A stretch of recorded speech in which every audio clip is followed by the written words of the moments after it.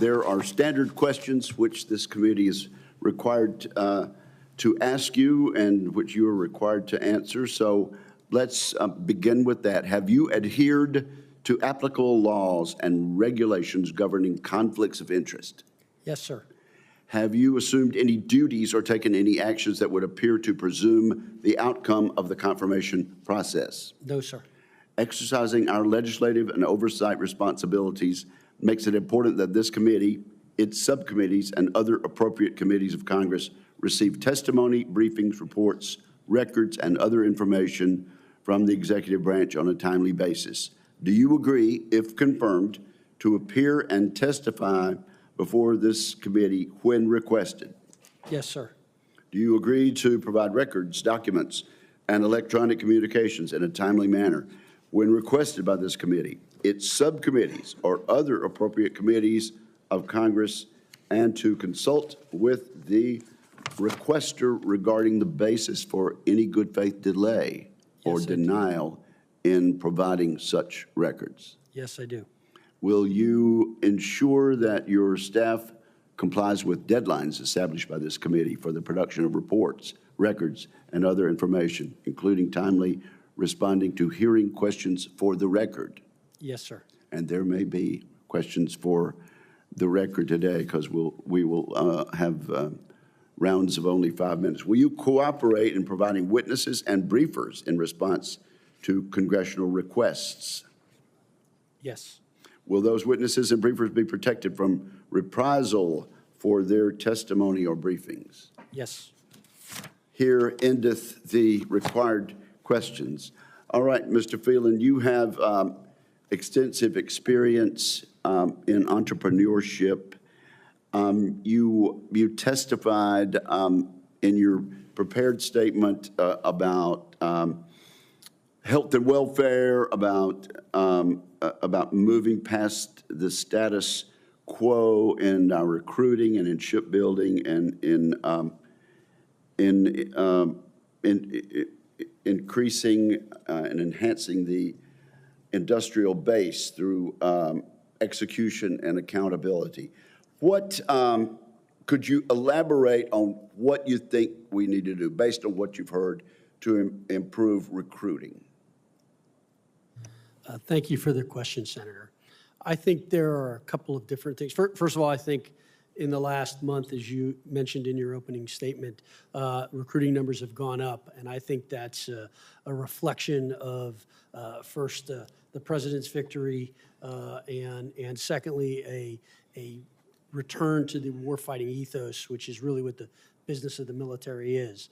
I believe a couple different things. One, we have the 250th anniversary of the Navy and the Marine Corps coming up this year. I think that's a great opportunity to show the benefits of service, and that's something I intend to take advantage of from a recruiting perspective. Secondly, I think we can do things better from a digital perspective in terms of outreach.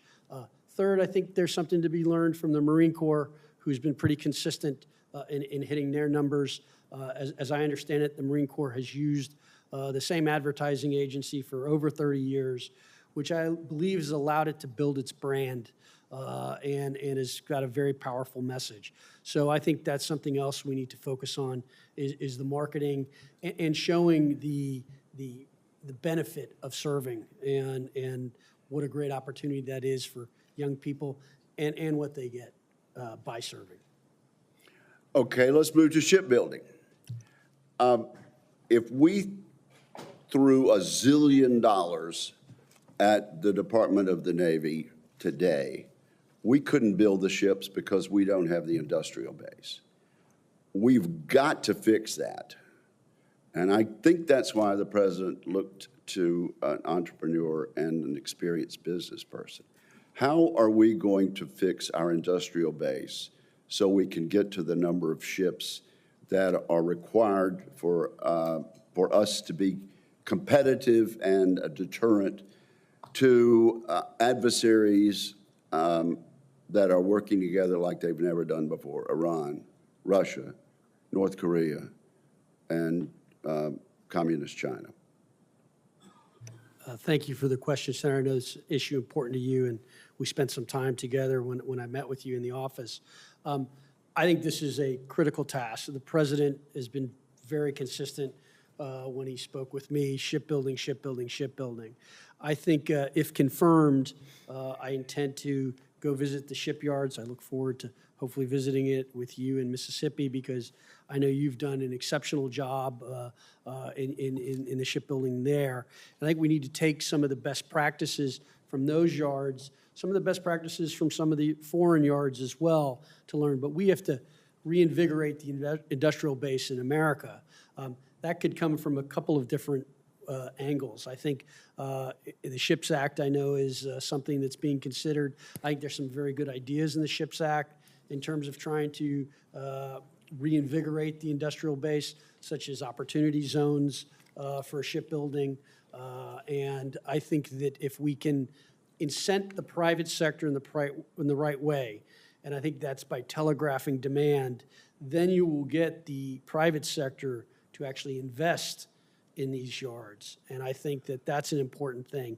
And then I think it's also making a career out of having the appropriate skill set in the workforce. And that comes from training and having proper programs.